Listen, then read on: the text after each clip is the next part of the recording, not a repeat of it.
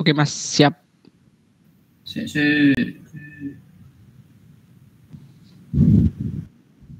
Wes. Siap Mas.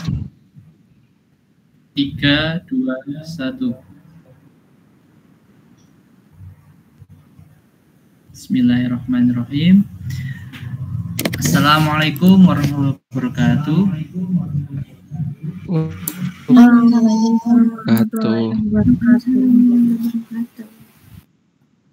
Okay. Kami dari kelompok 1 akan mempresentasikan hasil dari kelompok kami. Terima kasih kepada teman-teman yang sudah ikut bergabung. Kelompok kami yang beranggotakan Bagas Ardianto, Khairul Amri, Khofifah Wahyu Adalia, Karisma Indah Lestari, Nur Sakinatul Laila, dan Lutfi Arinta Koyum. Oke, langsung saja. Untuk bahasan kali ini kami akan melakukan studi kasus tentang perspektif sosiokultural dalam penerapan pendidikan di Indonesia. Belajar berdemokrasi dari buku Mengajar untuk Perubahan, halaman 58 sampai dengan 75. Oke, silakan Mas Bagas. Baik, terima kasih. Nah, untuk yang pertama kita akan melihat dari faktor sosial, budaya, ekonomi, dan politik yang penting dalam cerita tersebut. Untuk yang pertama ada faktor sosial.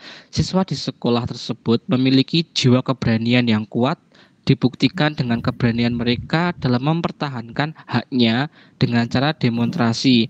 Namun meski begitu, mereka masih memiliki adab. Diketahui dari iktikat mereka, meski di tengah-tengah hujan badai, tetap datang meminta pendapat pada guru di sana sebelum memutuskan untuk melakukan aksinya. Oke. Kemudian dari faktor ekonomi, kondisi ekonomi siswa di sana mayoritas rendah. Bahkan ada yang harus berjualan sepulang sekolah, ditambah dengan terjadi tindak korupsi di sekolah. Dibuktikan dengan fasilitas sekolah yang tidak sesuai dengan dana-dana yang telah dikeluarkan siswa, yang menyebabkan siswa berani untuk melakukan demonstrasi menuntut haknya. Hingga akhirnya kepala sekolah dimutasi ke sekolah lain. Kemudian dari faktor budaya, masyarakat di pesisir pantai terkenal dengan orang-orang yang pemberani dan tegas.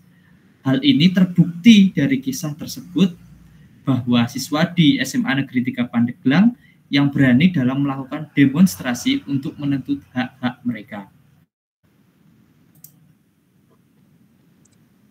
Ya, untuk selanjutnya, dari faktor politik. Murid-murid merasa hak mereka di sekolah tidak terpenuhi karena mereka berpikir sekolah memiliki banyak anggaran dana dari akumulasi biaya sekolah dan iuran yang mereka bayarkan tiap tahunnya.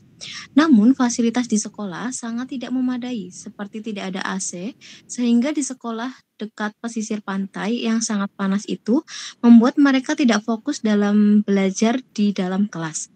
Belum lagi tiap tahun mereka dibebankan untuk membayar uang iuran komputer. Namun kenyataannya di sekolah fasilitas komputer di laboratorium komputer tidak layak. Dan yang bisa dipakai hanya 20 dari 40 komputer yang tersedia. Sehingga akhirnya siswa kelas 12 melakukan demonstrasi untuk meminta kepala sekolah dicopot dari jabatannya karena menurut mereka telah ada tindak korupsi di instansi sekolahnya yang menyebabkan mereka tidak mendapatkan hak sesuai dengan apa yang mereka iurkan.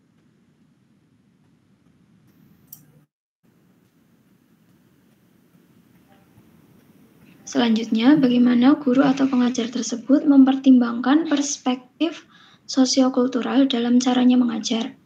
Yang pertama, pendidik meminta anak-anak untuk menceritakan diri sendiri dan menuliskan harapan mereka terhadap pembelajaran.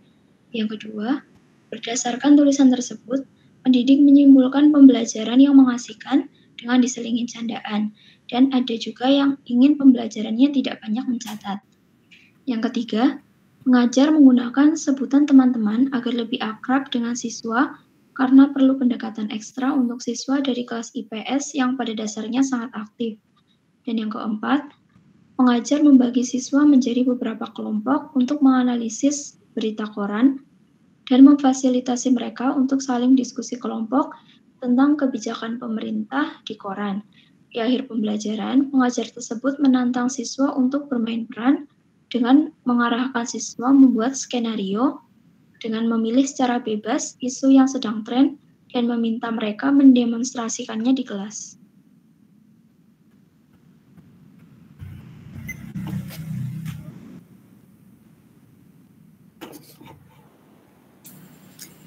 Oke, yang selanjutnya cara lain yang akan kami terapkan selain yang sudah diterapkan oleh guru, yaitu pada cerita tersebut, guru melakukan inovasi pada pembelajaran melalui praktik langsung di lapangan.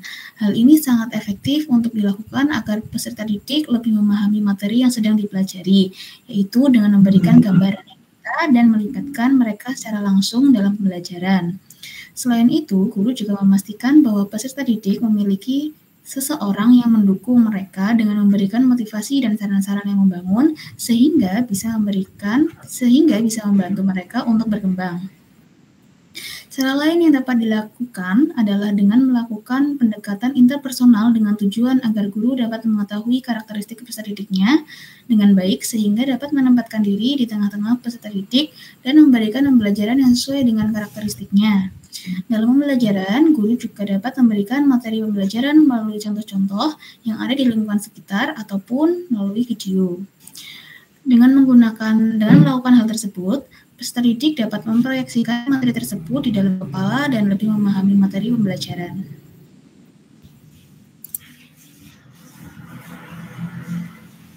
Baik, selanjutnya, pembelajaran yang diperoleh dari menganalisis studi kasus dan pembelajaran pada mata kuliah lain yang terkait, yaitu pembelajaran yang diperoleh dari menganalisis studi kasus pada cerita tersebut adalah bahwa sangat penting bagi guru untuk memahami karakteristik dan latar belakang dari peserta didik.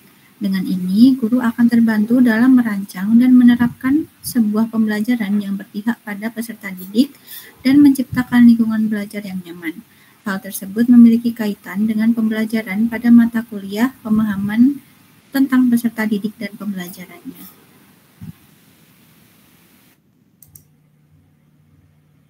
Baiklah, demikian presentasi dari kelompok kami.